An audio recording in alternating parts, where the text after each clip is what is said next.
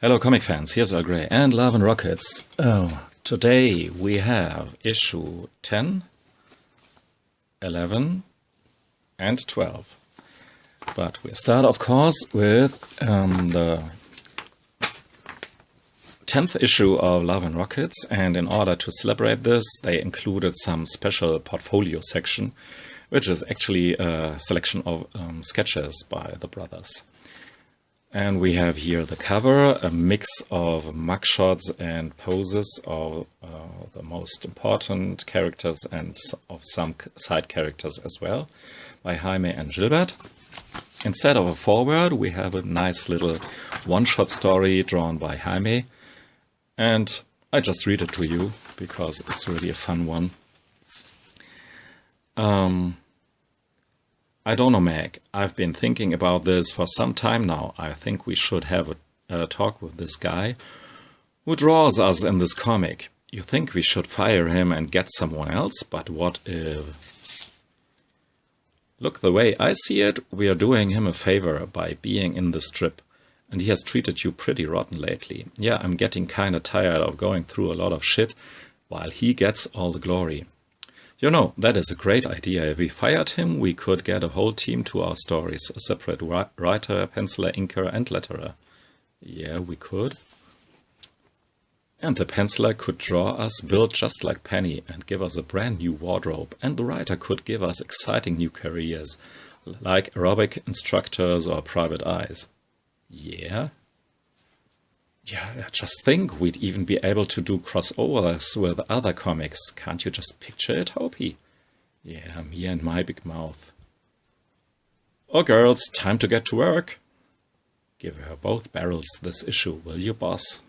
So, speaking of the shit that Maggie has to go through in this issue, we can witness this right there in Mechanics Part 5.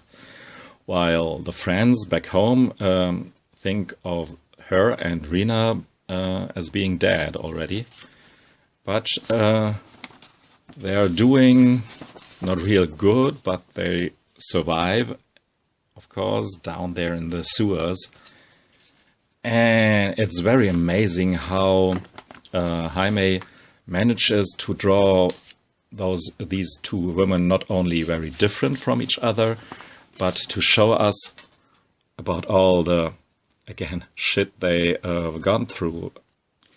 Especially Rena makes it clear that she's an older woman, she's a strong woman. I mean, she is a professional wrestler. And Maggie is already getting back to her more light-hearted and fun character. While Rand Race and that journalist he has a flirt with try to save her, and Rena, of course. And the folks back home, especially Speedy, have to deal with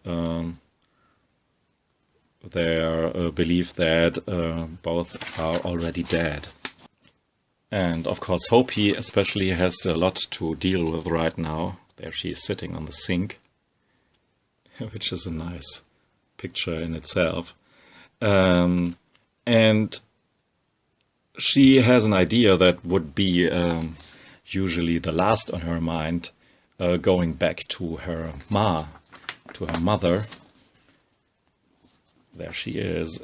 She colored back her hair to black and goes off to her mother.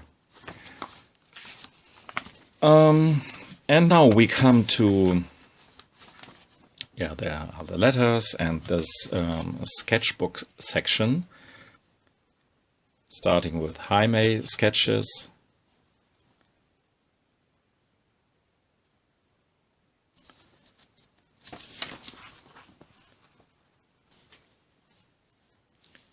Here's a particular fun one with Maggie and Hopi as Batman and Robin. And a commentary of Gary Groth. Jaime decides to sell out and prepares to get sued.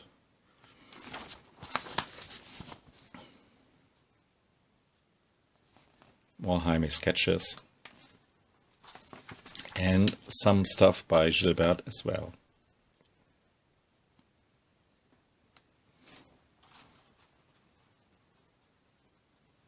And here we can see some early iteration of Fritz, who becomes a much more important character later on. And then we have Ecce Homo, another heartbreak soup story.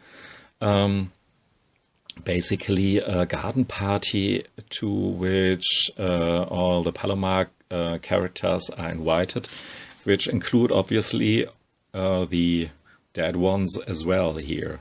There are a lot of skeletons dancing with the living ones in the party here, and Jaime even added some of his very own characters like Rocky and her Robot Fumble to the story here. Yeah, Gilbert has achieved at this point in the story, like I said it in one of the previous videos, the possibility just to put up his characters on the board and they will interact with each other, and he just has to observe kind of what they will do with each other, and some kind of story will evolve out of this. So, yeah, that's basically it. We have a lot of glimpses into these characters and some foreshadowing of future stories, because here we have Maggie and Hopi from Jaime, and here this other character from Gilbert. So it's yeah, basically a nice celebration story here, getting all the characters together. And even People shows up here, much older. She is in the middle of her 20s right now with her son, of course, of Manuel, but she's married to Gato, and Gato seems to treat her very badly, very poorly. But we will have to see how this will turns out in future episodes. So we have some glimpses and pieces here. Then we are intrigued how the whole plot will continue. Here's Rena Titania, some other poor dead guy. And besides another character of Jaime, H.R. Costigan, we have Frida Kahlo. Or here, hidden behind a tree, we have a self-portrait of Gilbert. And Tonantzin gets some action here. She will get more panel time in the next issue, or the issue after that. And the 10th issue is wrapped up by this fun one-pager of Gilbert, where he fools a lot around with some different self-portraits of himself, where he puts him into the panels and interacts with his own characters. And what does she think of all this? That's his wife, or maybe just girlfriend back then. Gilberto Ramon is my favorite. And now to issue 11 with Errata Stigmata, that Gilbert character from the previous issues, but she will get a lot of pages in this one here. On the back we have no back cover. This is second printing, and you can distinguish the second printings from the first printings by the fact if they have these ads in the back. By the way, this 10th issue here is actually a first printing. But first or second printing or whatever printing is not so important. I think the most important thing is that these magazines were available and are, for the most part, are still available. And this is a very nice move from Fantagraphics in keeping these comics available. In a way, undermining all the speculator guys here. Mechanics Part 6 will conclude the whole storyline around Maggie on that far-away island, like Jaime himself guarantees us here in a short summary of the story, in which Rena Titanion and Maggie eventually make it back to civilization. And here you can witness what I've mentioned before, how well she's and real they are drawn. You really see the stress that they are went through. the previous pages. And this is the life back in Locas, where the wrestler community has to deal with the supposed passing of Rena Titanion.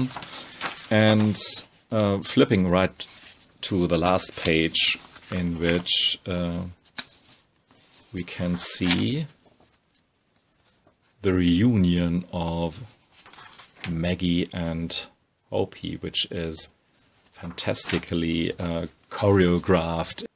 Hopi comes back from her mother totally in anger what she has to experience there, and she is very wordy about that, so that her friends have a hard time to getting the good news to her. Maggie's okay. And look at her face here. And there she is.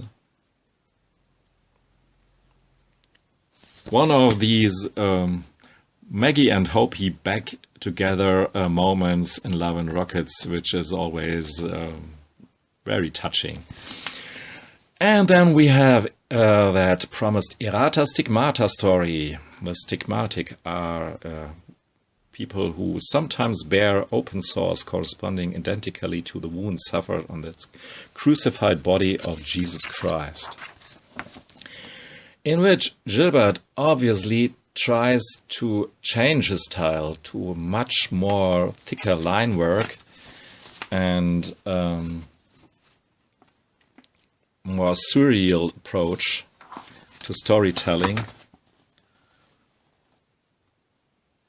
But we see what Errata Stigmata had to go through in her youth, being raised by a crazy aunt who tries to teach her here by she makes us witness this scene here. It is important that you learn about how life begins, child. And after that, she goes with her to some mortician and here leaves her alone with the corpse. And it's all right, dear. He won't hurt you. You go on ahead and look. I'll be back in a little while.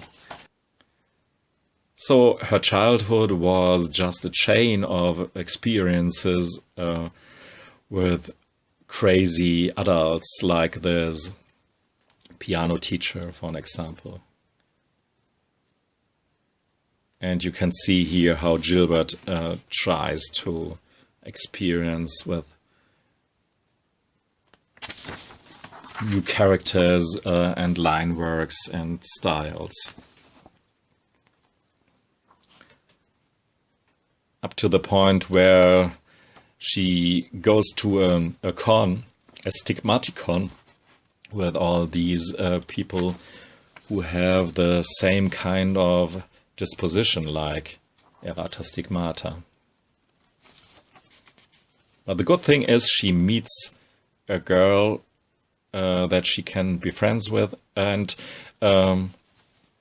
she has the same disposition like she, but when she learns that women have to bleed at another part of their body, she's just freaked out. But it's okay when she hears that her crazy aunt has to suffer that as well. So you see this all in her face. And we wrap up with a Rocky and Fumble story, where they both of them play a bit pirate, but come back to her dad eventually. So that's Love and Rockets number 11. Now to issue 12 with this nice Jaime cover. On the back we have an ad. It goes without saying that I would have preferred a Gilbert cover there, but what can you do? Like I said it, Tonantzin, this character here, will get a bit more panel time, and here we go. So she wakes up in the morning, besides her sister Diana and this guy here, an acquaintance of her from the night before. This wrestler who kept his mask on during sex, obviously.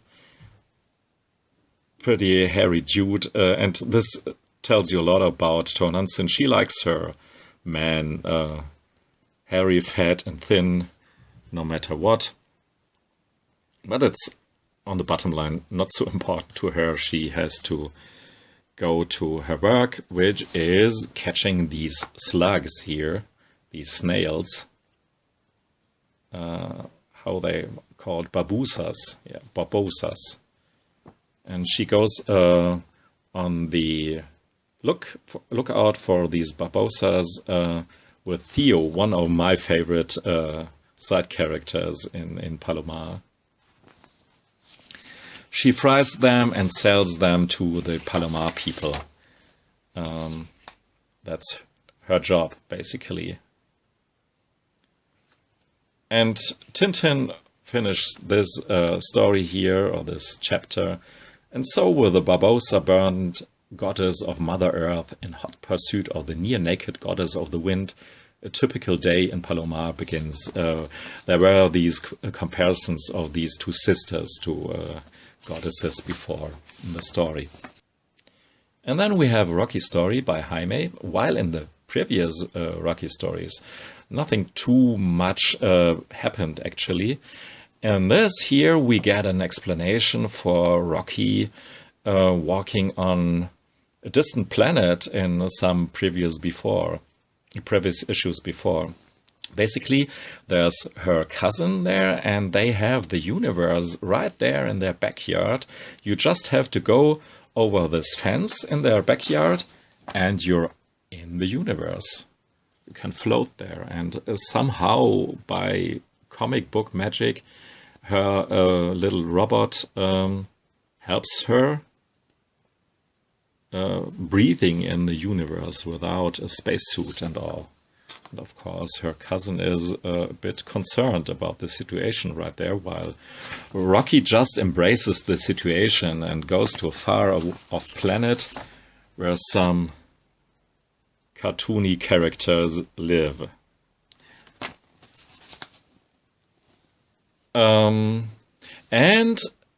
This character here, Cheetah Torpeda, one of the superhero girls in Jaime's universe, she tries to help her. We are very curious how Jaime will continue this Rocky story here, because in the end of it, this portal to the backyard of her cousin is closed. Rocky wakes up, but she is still on that faraway planet where Cheetah Torpedo and all these cartoon characters live. So her parents think that she has died, and the mother of her cousin sold the house with that weird portal back there, or that defunct portal right now. And then it's back to Palomar and Heraclio having some kind of flashback to kind of adventure with his friends Israel and Jesus on the wheel, when they went to town to have some adventures, preferably with some beautiful women here, but this didn't work too well here, like you can see here. So they are really afraid of their future, that they go all into the direction of hopeless geeks, and not like they want to the right there. But they meet Luba, and Heraclio has a second flashback in the first flashback, and we come to know a bit more of the details, how it all went when he and Luba had this little flirt, which was of no real importance, at least to Luba. Of course, it has some importance to Heraclio. If not, Guadalupe would have been the would have not been created in that very moment. So that concludes issue 12 and my little overview about these 3 issues. Like in my previous videos, I will point out that you can get these stories in these nice hardcovers here that I was gifted from Forgerelli, or you can get these in these collected editions here. Like the previous issues, these are collected in the collections 3 and 4. Las Mujeres Perdidas and Tears from Heaven, or however this is pronounced here. And I wanted to showcase real quick, because since issue 10 included some sketches by the brothers, you can get a lot more sketches in these collections here. Love and Rocket sketchbooks, sketchbook 1 and 2. And if you are more a Jaime freak, then you can get this book here, The Art of Jaime Hernandez, The Secrets of Life and Death as well. So, thanks for listening and watching. Goodbye.